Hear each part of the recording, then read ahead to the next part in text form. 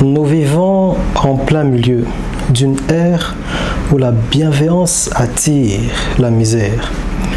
Une ère où le bienveillant est vu comme quelqu'un qu'il faut exploiter, écraser et vider de tout ce qu'il a de bon.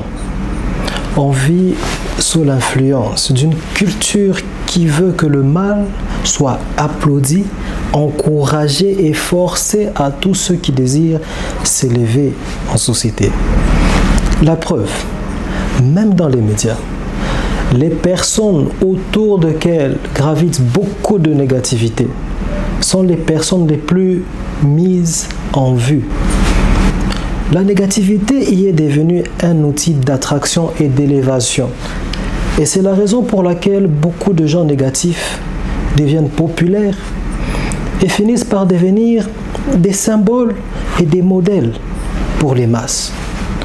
Et ceci n'est qu'un exemple parmi tant d'autres. Des exemples qui, dans leur nature profonde, prouvent que la culture dominante actuellement est une culture qui est au service d'une assemblée de forces silencieuses et invisibles qui offrent la richesse matérielle, la popularité et l'accès au pouvoir de la domination à la seule condition de rejeter l'esprit de la bienveillance.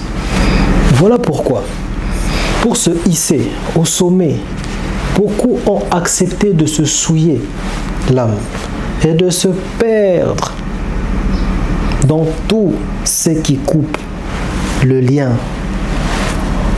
avec l'appel du bien. Ils ont choisi la beauté superficielle, construite sur des mensonges qui cachent la noirceur à laquelle ils ont offert leurs âmes. Et c'est pour cette raison que, de génération en génération, des leaders à la moralité douteuse se succèdent au sommet de nos sociétés et y agissent de manière à nous léguer un héritage mondial entaché par la haine, le désespoir et la déception.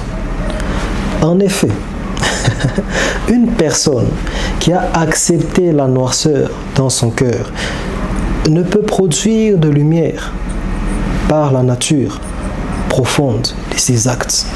Voilà pourquoi les vérités profondes au sujet de l'état de beaucoup de nos nations sont des vérités qui, dans leurs grandes lignes, sont cachées.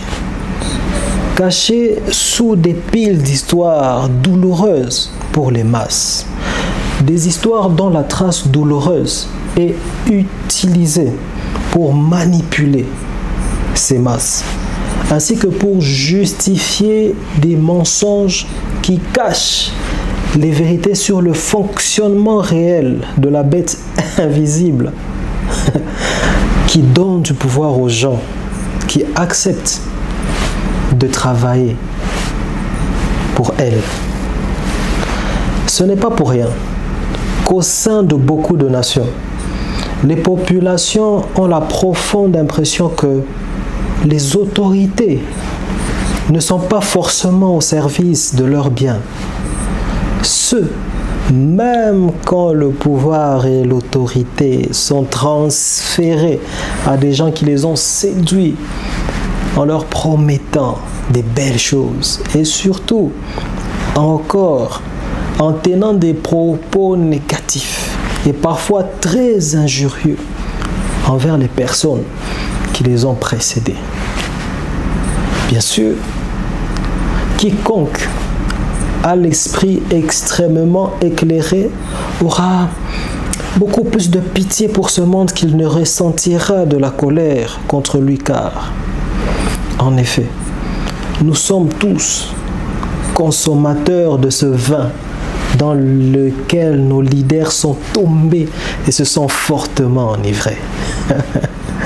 En effet, à cause du modèle de mentalité la plus répandue, le mode de vie qui nous est imposé à tous est un mode de vie qui nous oblige d'une manière ou d'une autre, de boire un peu à la coupe du vin de ce qui est déversé sur le monde, car sans quoi nul ne pourrait survivre.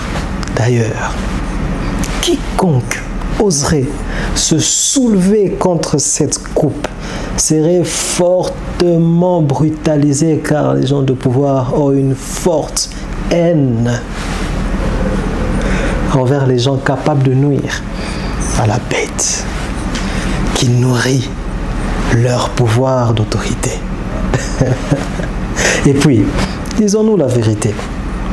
Quel parent accepterait de faire souffrir ses enfants juste parce qu'il a réussi à élever son niveau de conscience au point de se rendre compte du fait que l'argent qu'il touche pour vivre est quelque part en lien avec certaines des choses obscures qui se passent dans les hautes sphères de la société humaine?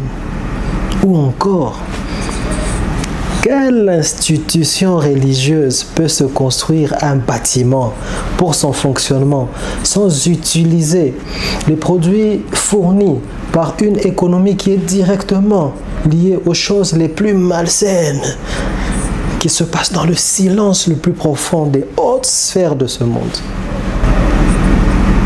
Par contre, ce qu'il faut quand même noter, c'est qu'au sein de nos communautés, nous avons quand même encore la grâce d'avoir des gens qui ont toujours un cœur qui est à l'écoute de l'appel de l'esprit de la bienveillance.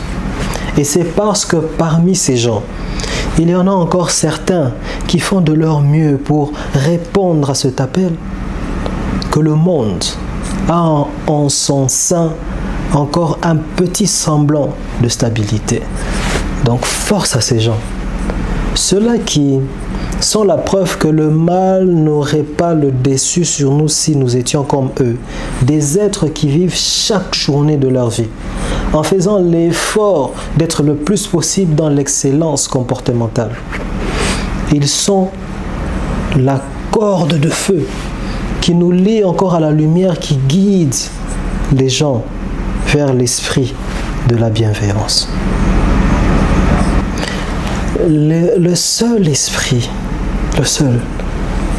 cet esprit de la bienveillance, celui dont nous avons tous besoin pour changer nos vies en vie meilleure, l'esprit de la bienveillance envers soi, l'esprit de la bienveillance envers les autres, l'esprit de la bienveillance envers le monde qui nous porte et qui nous entoure.